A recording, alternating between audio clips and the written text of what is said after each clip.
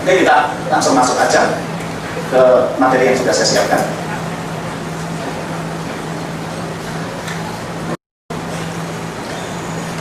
Dalam satu institusi kelembagaan di mana di sana proses kepemimpinan itu terjadi, maka hajat kepada pemimpin atau kebutuhan kita kepada kepemimpinan itu jadi sangat-sangat penting.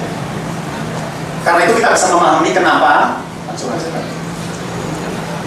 Jenazah Rasulullah tertunda sampai 2 hari 3 malam sebelum akhirnya dikuburkan. Itu karena menunggu siapa yang nanti akan menggantikan beliau dalam memimpin umat Islam ini. Ketiadaan pemimpin itu akan menyebabkan umat menjadi bingung. Kemudian mungkin akan terjadi hukum rimba, siapa yang kuat itu yang akan menang. Ya. Justru dengan banyaknya pendapat atau perbedaan pendapat di kalangan umat Islam itu akan selesai ketika kita memiliki seorang pemimpin, karena pemimpin akan memilihkan dan semua akan taat kepada apa yang dipilihkan oleh sang pemimpin ini. Ya. Kemudian Ali bin Abi Thalib sangat terkenal dengan kalimatnya ini, al-haqqu bila nidhamin saya lihul batilu bi nidhamin. Ya. Kebenaran tanpa tandim, tanpa pengaturan, tanpa pengorganisasian yang baik, itu akan dikalahkan oleh kebatilan yang terorganisir dengan baik. Ya, bagaimana gerakan-gerakan Freemansori atau proyek-proyek Yahudi yang lain yang batil itu bisa menguasai kita karena tertantip dengan baik. Bagaimana ajang-ajang pencarian bakat-bakat itu bisa memenangkan seorang perempuan berjilbab misalnya begitu, sementara yang mendanai semua kegiatan adalah orang-orang Yahudi karena tertantip dengan baik. Sementara berapa banyak seruan-seruan untuk kembali kepada penegakan syariat ini berantakan karena tidak tertantip dengan baik. Dan sering kita lupa bahwa sebenarnya dalam satu rumah itu laki-laki dipilih Allah sebagai pemimpin, al-rijalu qawwamuna 'ala nisa, dan perempuan dipilih sebagai makmumnya. Jadi kita lupa bahwa meskipun itu cuma 2 orang, ya, seandainya kita menikah dan belum dikaruniai momongan itu kan cuma 2 orang. Seandainya istri kita juga cuma 1 gitu. Itu sebenarnya kita sudah menegakkan kepemimpinan di situ. Jadi satu keluarga juga akan berantakan. Unsur utamanya lebih kepada kepemimpinan suami, bukan pada banyaknya harta, bukan pada ketampanan atau kecantikan dari yang melakukan pernikahan itu, bukan dari kemasyhuran nama. Betapa banyak orang-orang yang tampan dan cantik hanya berantakan, berapa banyak miliarder yang ketemu saya akhirnya rumah tangganya usai, dan berapa banyak juga orang-orang terkenal yang sering tampil di televisi justru memamerkan perceraiannya. Jadi faktor-faktor yang membuat satu keluarga itu menjadi eksis sebenarnya lebih kepada bagaimana kepemimpinan yang terjadi dalam keluarga itu. Kemudian karena itulah maka kita membutuhkan pemimpin yang capable, bukan cuma laki-laki yang menjadi pejantan tapi tidak tangguh. Mau anaknya nggak mau enaknya, mau enaknya nggak mau anaknya, itu banyak gitu loh. Kalau ngomong sama istrinya, pokoknya kita punya banyak anak, banyak rezeki, tapi setelah punya anak nggak pernah berpikir bagaimana menafkahi. Itu kajian dunia ke-8. Saya pernah pergi ke Malang, itu ada seorang ibu yang mengatakan, setelah suami saya nggak bekerja, saya harus ke pasar untuk banting tulang mencari pekerjaan. Suami saya kerjanya mancing. Nanti kalau anak saya nggak sholat atau apa, saya dimarahi, padahal saya bertanggung jawab atas ekonomi rumah tangga. Dan anehnya suami saya itu kalau makan sehari 3 kali harus ganti menu. Saya bilang, ibu berarti suami ibu termasuk kajian dunia ke-8, di mana ke-7-nya komodo, ke-8-nya suami ibu itu. Karena nggak bisa seperti itu dalam hukum Islam, ya. Dan karena sebenarnya keluarga ini kan proses peradaban, gitu. Karena kita membangun manusia, produknya itu bernama manusia, bukan cuma barang. Kalau barang itu kalau SOP-nya jelas, itu jelas kan produknya sama, kualitasnya terjaga. Tapi kalau yang namanya keluarga itu nggak bisa begitu. Suami dari pesantren, istri dari pesantren, otomatis langsung baik enggak. Saya menemukan banyak kasus-kasus keluarga yang berantakan, padahal itu terjadi dengan pelakunya lulusan pesantren. Bahkan beberapa bulan yang lalu itu, dalam 1 minggu, saya bertemu dengan 3 keluarga yang bermasalah, sampai pada tingkatan perselingkuhan, itu dilakukan oleh orang-orang pesantren. Kemudian, oke, kita lanjutkan lagi. Betapa pentingnya kita kepada kepemimpinan. Dan kemudian akhirnya para laki-laki mengambil amanah ini, ar-rijalu qawwamuna 'ala nisa, bima faddalallahu ba'dhum 'ala ba'din, ba'dhum 'ala ba'din, wa bima anfaqu min amwalihim. Surat An-Nisa ayat yang ke-34. Ar-rijalu qawwamuna 'ala nisa, laki-laki adalah pemimpin bagi perempuan. Jadi untuk perempuan-perempuan yang sering-sering mengajarkan tema gender equality atau kesetaraan gender, itu paling tidak dia akan pusing kalau menemukan ayat ini. Suka nggak suka, Allah telah memilih laki-laki sebagai pemimpin bagi perempuan. Walisa dan dan laki-laki tidak sama dengan perempuan. Yang mau disama-samakan itu utopia, itu mimpi yang tidak akan pernah menjadi kenyataan. Sampai para pengusungnya meninggal dunia tetap saja tidak akan pernah tercapai. Karena pada dasarnya mereka berbeda. Dan Allah menjelaskan kenapa laki-laki itu adalah pemimpin bagi perempuan, bima faddalallahu ba'dhum 'ala ba'din, karena Allah telah melebihkan laki-laki daripada perempuan.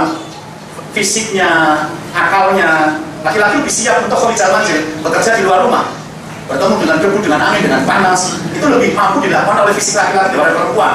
Sementara perempuan memang disesuaikan kondisinya oleh Allah untuk khawrijal manzil di dalam rumah, menjadi sumber-sumber ketenangan batin. Ya. Kemudian wa bima anfaqu min amwalihim, karena laki-laki itu menginfakkan atau menafkahi dari sebagian harta yang mereka miliki. Kalau tadi kita penggalangan dana, subhanallah ya, dalam waktu sebentar sudah 200 juta itu. Tapi kalau diulangi lagi juga tidak, hasilnya tidak akan sama sih ya, gitu ya. Tapi rumahnya luar biasa. Itu bapak-bapak yang akan menafkahkan hartanya untuk membangun masjid atau untuk jihad atau untuk apapun kebaikan. Itu kalau istrinya nggak soleha, keluarganya nggak sakinah, itu sulit. Karena beberapa perempuan itu akan berikan suaminya nggak pernah cukup kok. Koruptor itu kan sebenarnya suami yang baik, tapi mendapatkan istri yang jelek itu aja. Jihad itu kan cuma pengen membuat istrinya senang pergi ke luar negeri, belanja-belanja gitu loh. Ketika istri yang dia cintai minta-minta, dia lupa bahwa gajinya tidak cukup, artinya dia rampokkan untuk istri yang tercinta itu kan gitu. Jadi nanti kalau koruptor diwawancara di televisi, mesti istrinya muji, mesti. Dia pahlawan bagi keluarga kok. Tapi kan jahat bagi bangsa ini. Jadi sekedar infak 100 ribu, 200 ribu itu kalau istri kita nggak setuju, jangan berlagak ya, makan aja nggak cukup buat batu masjid gitu. Makanya kalau bapak-bapak di sini berani infak itu karena sadar dan yakin bahwa nanti begitu pulang sama istrinya mendukung. Jadi sekedar untuk membantu orang lain saja, itu kita juga tetap harus tahu akan sangat nyaman mengeluarkan nafkah bukan untuk istri dan anak, tapi untuk pendidikan sosial itu didukung oleh istri dan anak yang hamil dan anak. Sementara untuk para ibu juga harus tahu bahwa ayat ini laki-laki itu menginfakkan min amwali sebagian dari harta mereka. Jadi beberapa istri yang tidak paham agama itu kan jadi penguasa laki-laki. Jadi semua harta laki-laki harus masuk ke istrinya ini, sehingga ada laki-laki yang sekedar untuk memberikan kepada ibu kandungnya saja itu kesulitan karena semua sudah dikasihkan kepada istri itu. Nah, ketika menjelaskan tentang konsep kepemimpinan ini, Ibnu Katsir, saya cenderung memakai tafsir Ibnu Katsir karena itu lebih populer dan diterima oleh semua kelompok, insya Allah kecuali akan sesat gitu ya.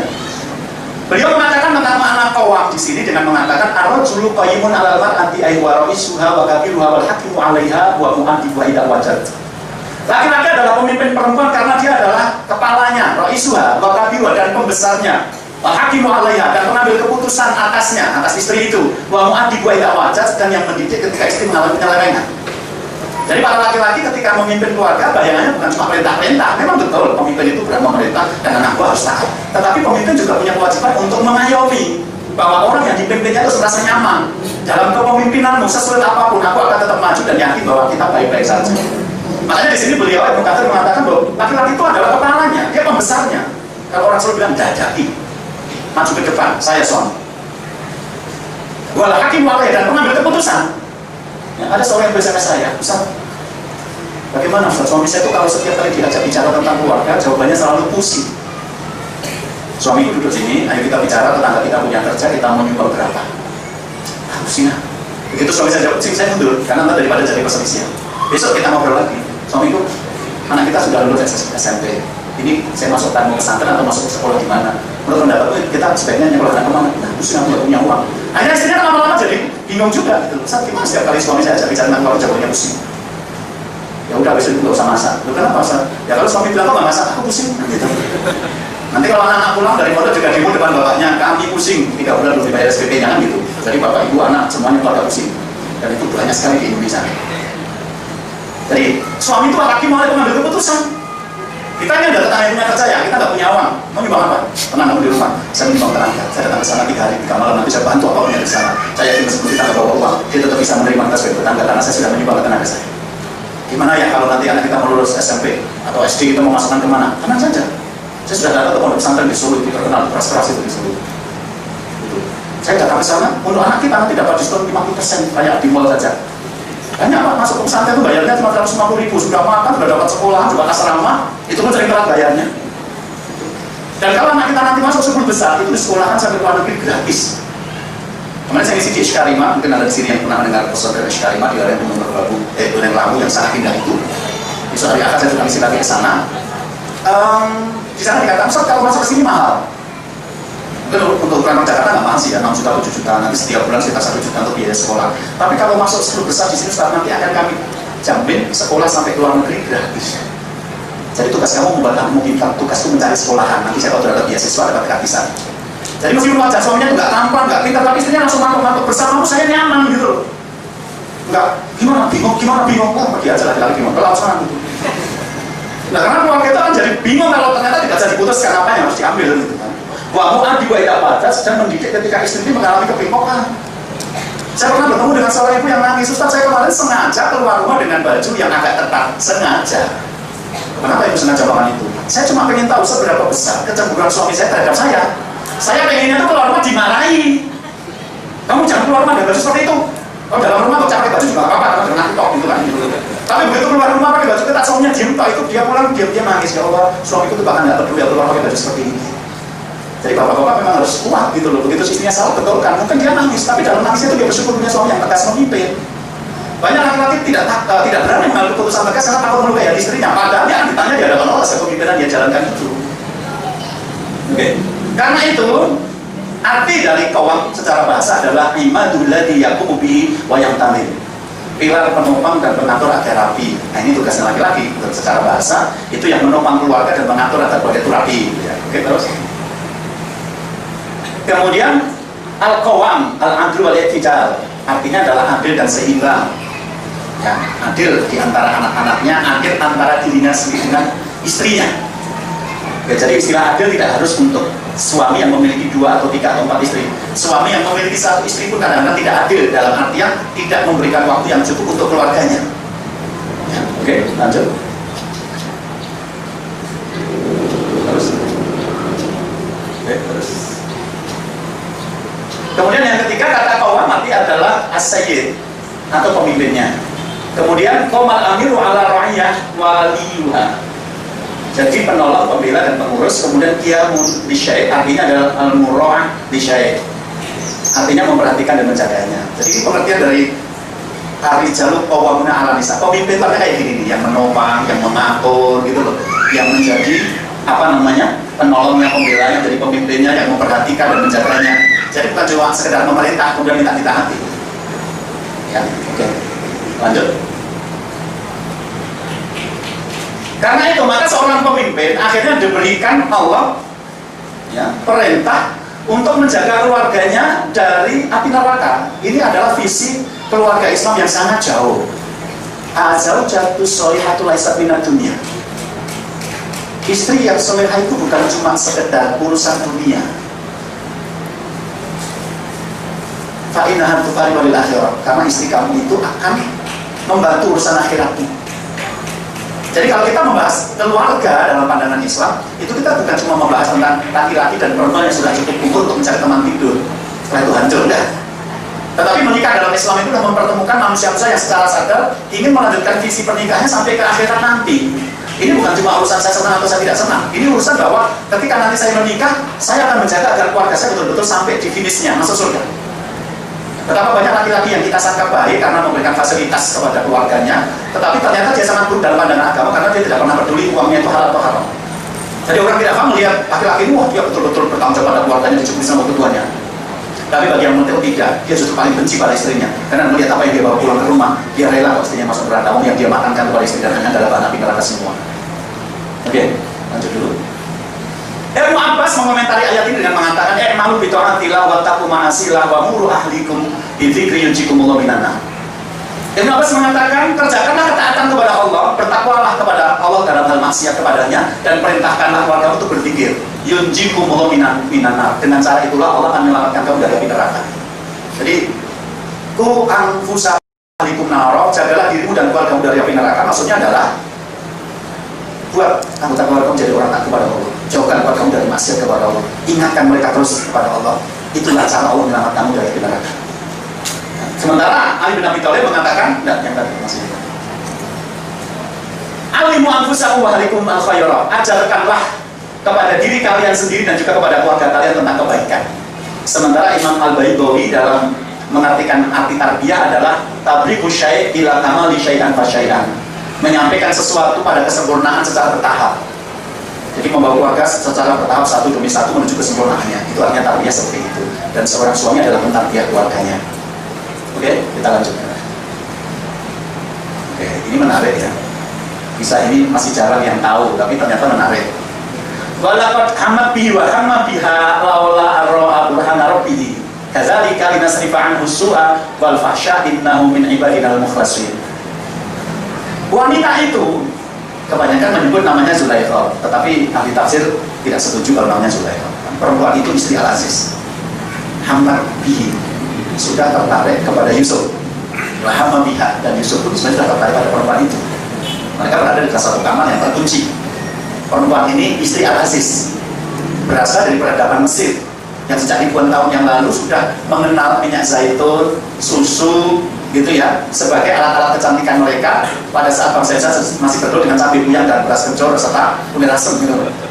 Perempuan dulu kalau orang-orang Jawa itu kalau mau cantikan minum itu kunir asem biar langsing gitu kan. Mereka sudah kenal dengan minyak zaitun, mereka sudah kenal habatus sauda, mereka sudah kenal dengan susu dan macam-macam dan madu. Anda bisa bayangkan perempuan semulus itu berada dalam satu kamar dan Yusuf yang setampan itu, dan Al-Quran mengatakan mereka sudah sama-sama tertarik sebenarnya secara manusiawi. Laula arwa burhana robi, seandainya tidak melihat tanda dari rohnya. Jadi sudah tertarik, sama-sama tertarik di satu tempat, tinggal eksekusi. Tapi nggak jadi, gara-garanya melihat tanda dari rohnya. Yang menjadi pertanyaan adalah, apa selain tanda dari rohnya itu? Sedemikian hebat, sehingga seseorang dalam keadaan dijebak dalam satu perbuatan maksiat yang dia sukai pun mengurungkan niatnya. Kalau kita melihat ke dalam tafsir-tafsir para ulama, kita akan menemukan bahwa burhan dari rohnya itu ada 3 penafsiran. Penafsiran pertama mengatakan, Yusuf tiba-tiba teringat wajah bapaknya, Nabi Yakub alaihissalam.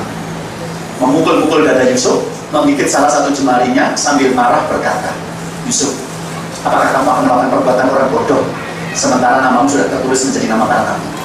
Itu membuat Yusuf mengurungkan niatnya untuk berselingkuh dengan istri Al-Aziz. Penafsiran kedua mengatakan Yusuf melihat langit-langit kamar, kemudian ada tulisan wala taqrabu zina, jangan kamu mendekati perbuatan zina itu. Sementara penafsiran ketiga mengatakan Yusuf teringat wajah majikannya Al-Aziz yang sudah membelinya dari pasar budak dan memilihannya dengan baik, maksud akan dibalas dengan pengkhianatan kepada istrinya. Oke. Penafsiran pertama dan kedua maksud berhubungannya. Jadi logikanya Nabi Yusuf alaihissalam sebelum dilemparkan ke perigi, diambil oleh musafir dan dijual ke pasar budak, itu pernah mengalami pendidikan bersama bapaknya. Dan yang diajarkan bapaknya adalah akidah dan moral yang baik. Akidah, karena penafsiran kedua mengatakan Nabi Yusuf melihat ke atas kamar, langit-langit kamar, kemudian menemukan batang produksinya, dia langsung ingat kepada Allah. Dan dia tahu bahwa zina tidak baik, maka dia mengurungkan niat untuk melakukan itu.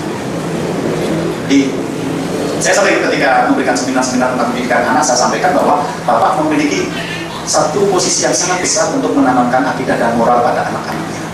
Jadi Yusuf itu sudah di depannya ada perempuan cantik jelita di kamar terkunci dan sudah tertarik pun menjadi tidak jadi karena teringat wajah bapaknya, lele, bu ojo ngono, bu jangan begitu toh lele, perbuatan jelek sementara mau sudah terus menjadi para nabi.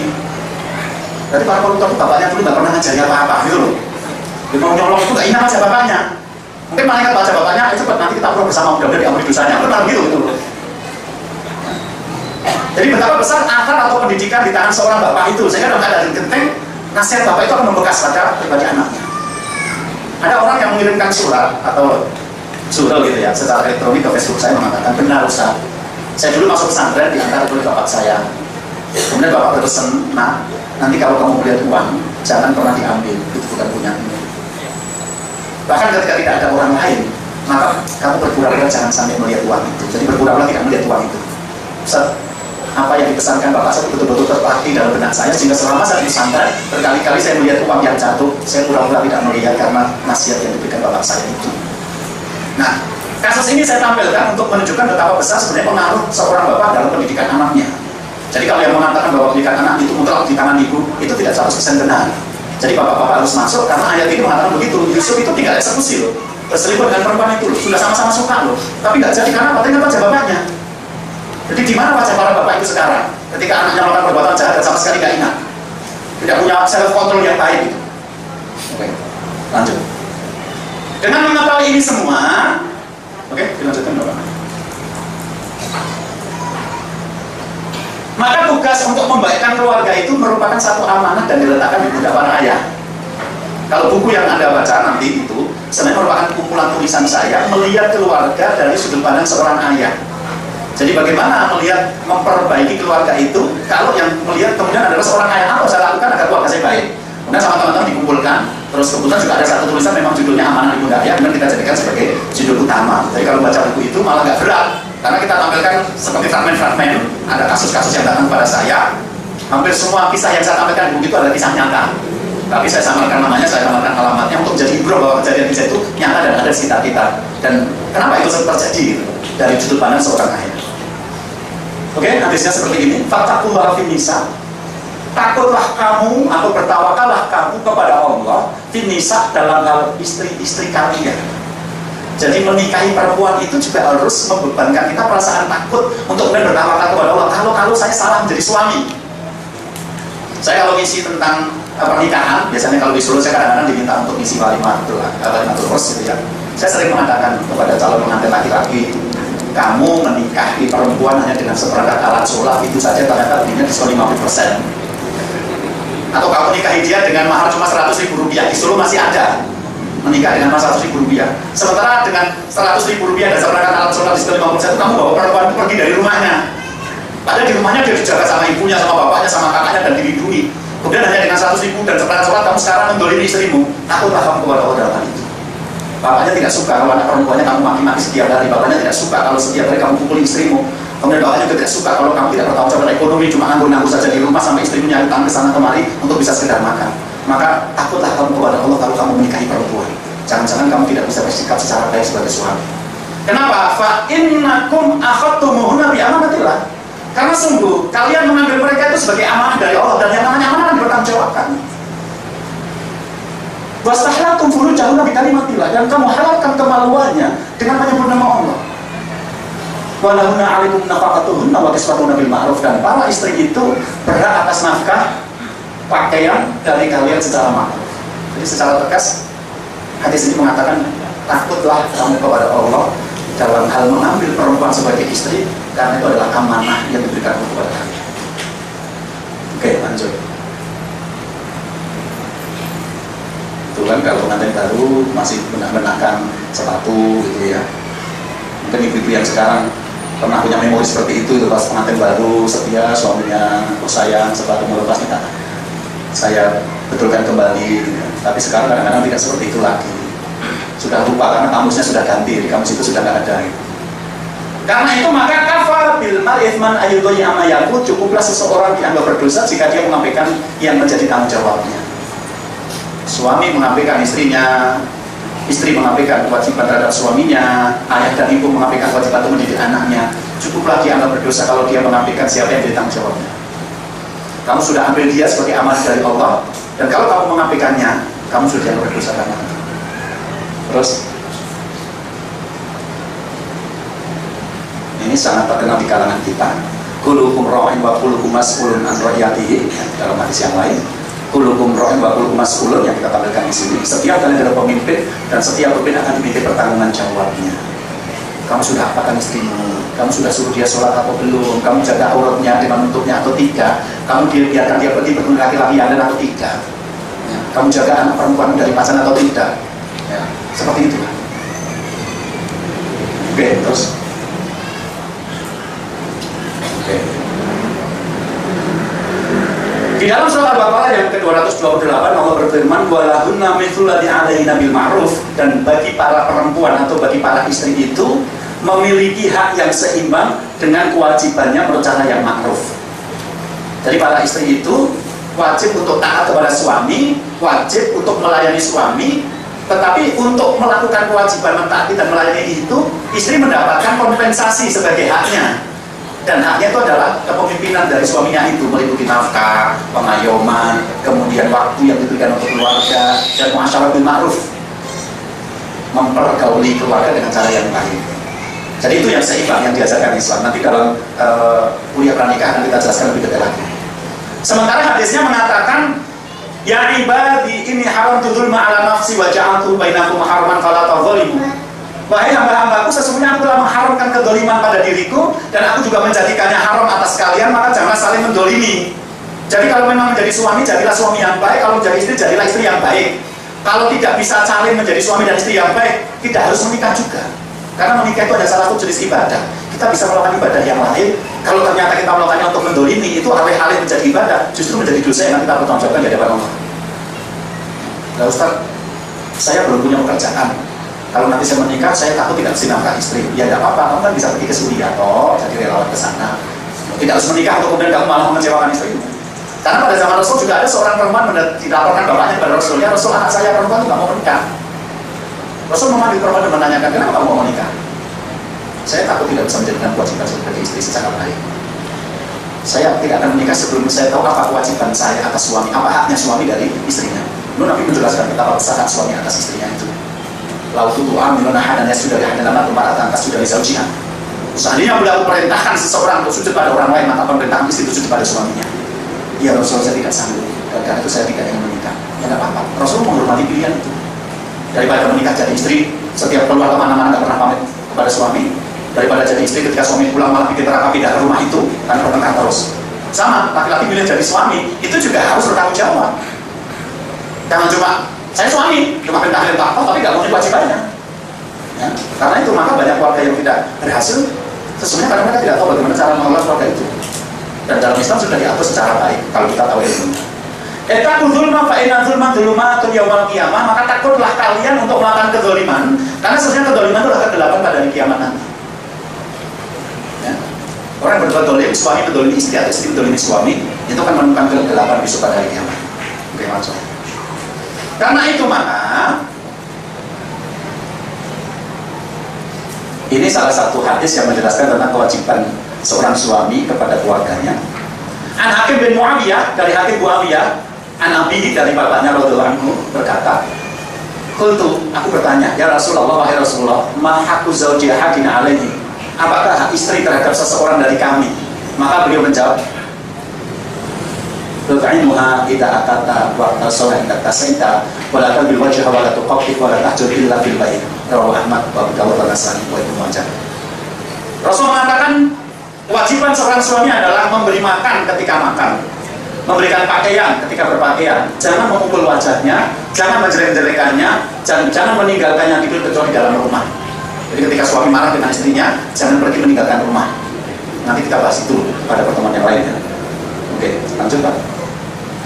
Karena itu maka seorang pemimpin, dalam ini adalah seorang ayah, harus memiliki ilmu yang memadai.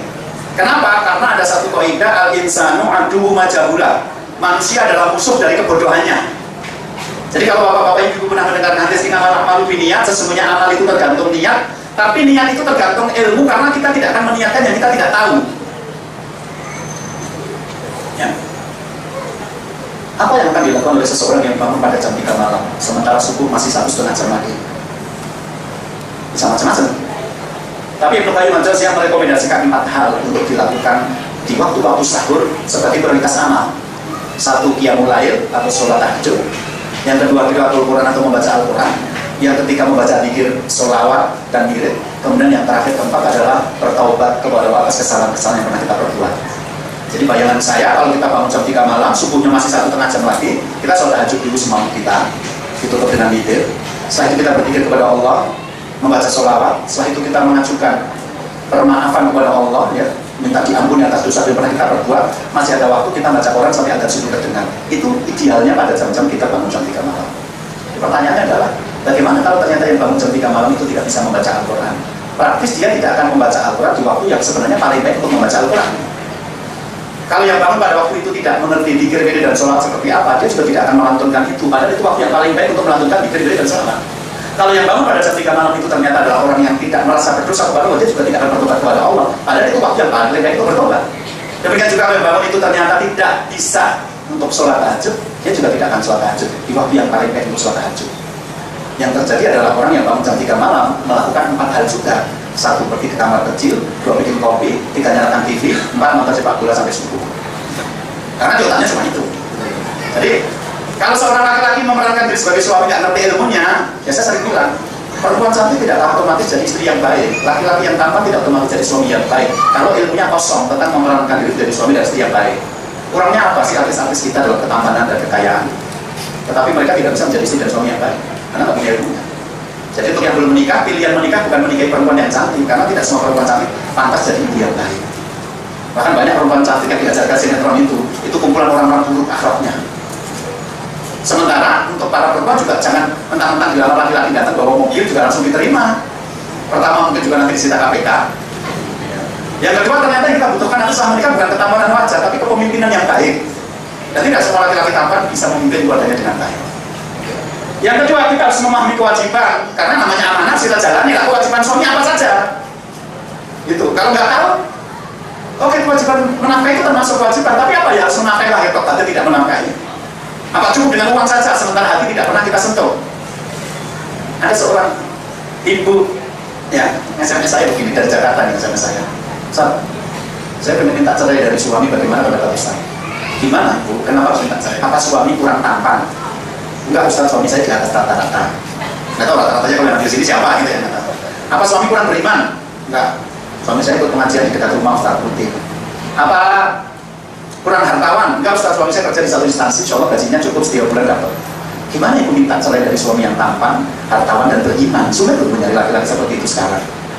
Saya minta cerai karena saya merasa tidak dihargai sebagai seorang perempuan. Ustaz. Setiap kali SMS suami jawabannya pendek-pendek, ya dan tidak toh.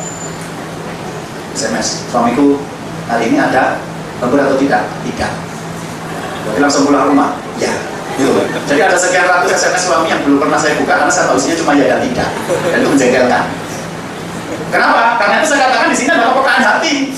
Karena yang namanya sakinah, keluarga bahagia itu bilangnya wilayah hati loh. Di Solo ada teman saya yang laki-laki cuma tukang becak. Nanti kalau dia nunggu penumpang, yang dia jalani adalah membaca Al-Quran atau menambah hafalan.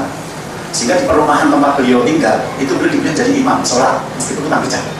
Dan kalau agak nakal sedikit, beliau ngambil satu ayat atau dua ayat dari surat Al-Ma'idah atau Al-Baqarah atau Imran, itu makmumnya sudah kebingungan ayat mana lagi yang dibaca. Jadi kalau salah mereka nggak bisa betulin. Padahal yang jadi makmum itu ada yang insinyur, ada yang dosen, ada yang dokter. Tapi kan tidak lebih hafal Al-Quran. Alhamdulillah 3 putra putri beliau sekarang sudah jadi ustaz dan ustazah semua. Yang satu malah bisa Madinah, tukang becak. Itu nggak harus kok jadi orang tanya untuk keluarga sakit, ini masalah hati. Makanya Rasulullah itu pernah pada suatu kesempatan datang menemui Aisyah, kemudian bertanya, ya Aisyah, ini nggak bisa ini, kamu punya sesuatu nggak? Nggak punya Rasulullah. Kita nggak soal ini. Sudah kalau gitu kita puasa hari ini, saya puasa. Tapi pada kesempatan yang lain Rasulullah juga menemui Aisyah, kemudian bertanya, nggak punya, punya sesuatu nggak untuk dimakan? Ada Rasulullah. Oh kira Aisyah. Kemarin ada tetangga yang memberi hadiah Aisyah.